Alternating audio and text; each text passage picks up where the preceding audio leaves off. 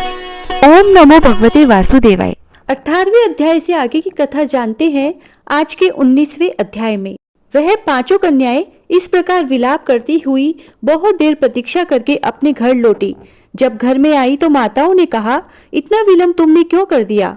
तब कन्याओं ने कहा कि हम किन्नरियों के साथ क्रीड़ा करती हुई सरोवर पर थी और कहने लगी कि आज हम थक गई हैं और जाकर लेट गई। वशिष्ठ जी कहते हैं, इस प्रकार आशय को छुपाकर वह विरह की मारी पड़ी रही। उन्होंने घर में आकर किसी प्रकार की कोई क्रीड़ा नहीं की। वह रात्रि उनको एक युग के समान बीती। सूर्य नारायण के उदय होते ही वह अपने आप को जीवित मानती हुई माताओं की आज्ञा लेकर गौरी पूजन करने के लिए जाने लगी। उसी समय ब्राह्मण भी स्नान करने के लिए सरोवर पर आया। उसके आने पर कन्याओं ने वाह वाह किया। जैसे कमलिनी प्रातःकाल सूर्योदय को देखकर कहती है, उसको देखकर उनके नेत्र खुल गए और उस ब्रह्मचारी के पास चली गई। आपस में एक दूसरे का हाथ पकड़कर चारों तरफ से उसको घेर लिया और कहने लगी कि मूर्ख, तू भाग गया था लेकिन आज नहीं भाग सकता। हम लोगों ने तुमको घेर लिया है। ऐसे वचन सुनकर बाहुपाश में बंधे हुए ब्राह्मण ने मुस्कुराकर कहा, तुमने जो कुछ कहा सो ठीक ही है, परंतु मैं तो अभी विद्याभ्यास और ब्रह्मचारी हूँ। गुरुकुल में मेरा विद्याभ्यास पूरा नहीं हुआ है। पंडित को चाहिए कि जिस आश्रम में रहे उसके धर्म का पालन करे, और इस आश्रम में मैं विवाह करना धर्म नहीं समझता। अपने व्रत का पालन करके और गुरु की आज्ञा पाकर ही विवाह कर सकता हूँ, उससे पहले नहीं कर सकता। यह बात सुनकर वह कन्याएं इस प्रकार बोली जैसे वैशाख मास में कोयल बोलती है। वह कहने लगी कि धर्म से अर्थ, अर्थ से काम और काम से धर्म के फल का प्रकाश होता है। ऐसा ही पंडित लोग और शास्त्र कहते हैं। हम काम सहित धर्म की अधिकता से आपके पास आई हैं, सो आप पृथ्वी के सब भोगों को भोगिए।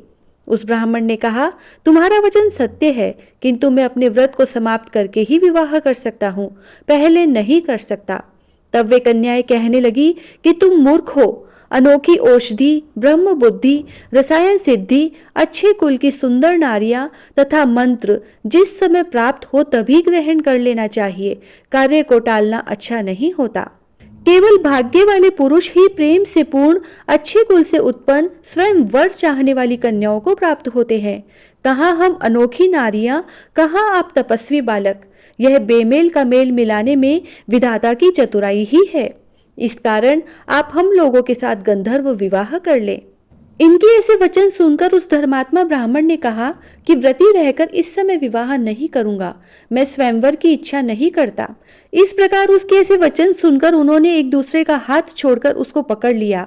सुशीला और सुस्वरा ने उसकी भुजाओं को पकड़ लिया, सुतारा ने आलिंगन किया और चंद्रिका ने उसका मुख चूम लिया। परंतु फिर उसने क्रोधित होकर उनको श्राप दिया कि तुम डायन की तरह मुझसे चिपटी हो, इस कारण पिशाचिनी हो जाओ। ऐसे श्राप देने पर वह उसको छोड़कर अलग खड़ी हो गई। उन्होंने कहा कि हम निरपराधियों को वृथा क्यों श्राप दिया? तुम्हारी इस धर्मज्ञता पर धिक्कार है। प्रेम करने वाले से बुराई करने वाले का सुख दोनों लोकों में नष्ट हो जाता है। इसीलिए तुम भी हम लोगों के साथ पिशाच हो जाओ। तब वे आपस के क्रोध से उस सरोवर पर पिशाच पिशाचिनी हो गए और बस पिशाच पिशाचिनी कठिन शब्दों से चिल्लाते हुए अपने कर्मों को भोगने लगे। वशिष्ठ जी कहने लगे कि हे राजन, इस प्रकार वह पिशाच उस सरोवर के इधर उधर फिरते रहे। बहुत समय पश्चात मुनियों में श्रेष्ठ लोमश ऋषि पौष शुक्ला चतुर्दशी को उस अच्छोत सरोवर पर स्नान करने के लिए आए। जब शुद्धा से दुखी इन पिशाचों ने उनको देखा तो उनकी हत्या करने के लिए गोल बांधकर उनको चारों तरफ से घेर लिया। तभी वेद निधि ब्राह्मण भी वहां पर आ गए। उन्होंने लोमश ऋषि को साष्टांग प्रणाम किया। वे पिशाच ऋषि के तेज के सामने ठहर न सके और दूर जाकर खड़े हो गए। वेद निधि हाथ जोड़कर लोमश ऋषि से कहने लगे कि भाग्य से ही ऋषियों के दर्शन होते हैं। फिर उन्होंने गंधर्व कन्या और अपने पुत्र का परिचय देकर सब वृत्तांत सुनाया और कहा कि हे मुनिवर, यह सब ही श्राप मोहित होकर आपके सम्मुख खड़े हैं। आज इन बालकों का निस्तार होगा जैसे सूर्योदय से अंधेरे का नाश हो जाता है। फिर वशिष्ठ जी कहने लगे कि पुत्र के दुखी से दुखी हुए वेद निधि ब्राह्मण के ऐसे वचन सुनकर लोमश ऋषि के नेत्रों में जल भर आया और वेद निधि से कहने लगे कि मेरे प्रसाद से बालकों को शीघ्र स्मृति पैदा हो। मैं उनका धर्म कहता हूँ, जिससे इनका आपस में ज्ञान विलीन हो जाएगा। ओम नमो भगवते वासुदेवाय। 19वां अध्याय समाप्त। जय श्री राधे।